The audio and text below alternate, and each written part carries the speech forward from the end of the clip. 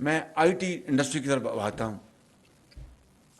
بیٹھے ہیں میرے بھائی ہمارے منسٹر امین الحق صاحب, ان کو میں نے اپنا ٹارگٹ دیا. یہ کہتے ہیں مجھے اب نیند نہیں آتی. ان کو میں نے کہا کہ 2 سال میں $15 بلین کی آپ کو مجھے آئی ٹی کی مجھے چاہیے. مجھے کس طرح چاہیے؟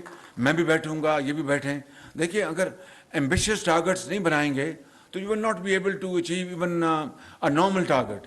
تو ایمبیشیس ٹارگٹس ہمیں فکس کرنے پڑیں گے, اس کے لیے کوشش کرنی پڑے گی. مجھے یہ بتائیں کہ ہمارے ہمسائے کے جو ہمسائے ملک جو ہیں وہاں پر بھی وہ آپ سے زیادہ قابل لوگ تو نہیں ہیں وہاں پہ, نہ ہی آپ سے زیادہ وہ گورے چٹے لوگ ہیں, نہ ہی آپ سے زیادہ وہ ہیلدی لوگ ہیں. ماشاء اللہ اللہ تعالیٰ نے اس قوم میں کس چیز کی کمی دی؟ آپ I can tell without any fear of contradiction, آپ زیادہ قابل بھی ہیں ان سے, زیادہ خوبصورت بھی ہیں, زیادہ انرجیٹک بھی ہیں, زیادہ کمیٹڈ بھی ہیں.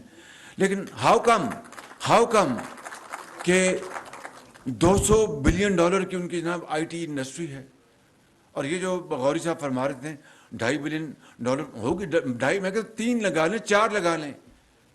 لیکن از دیر اینی کمپیریزن کہ $4 بلین ہماری وچ از این ایگزیجریٹڈ فگر, 3 سے زیادہ نہیں ہے. تو اور ان کی جناب اپنا $200 بلین پہ جا پہنچی.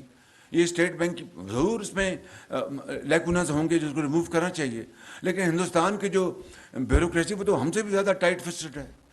وہاں تو سرخ فیتا ہم سے بھی زیادہ ہے بالکل. لیکن یہ کس طرح ہوا کہ وہاں پر $200 بلین اور ہم صرف ابھی we are hovering around $2.5 billion اور $3 بلین. تو اس کے لیے جس طرح میں نے بات کی ہے ایگریکلچر کی, ٹیکسٹائل کی, ایکسپورٹ انڈسٹری کی, اور اس طرح میں آئی ٹی کی بات کر رہا ہوں, we must go for special export industrial zones.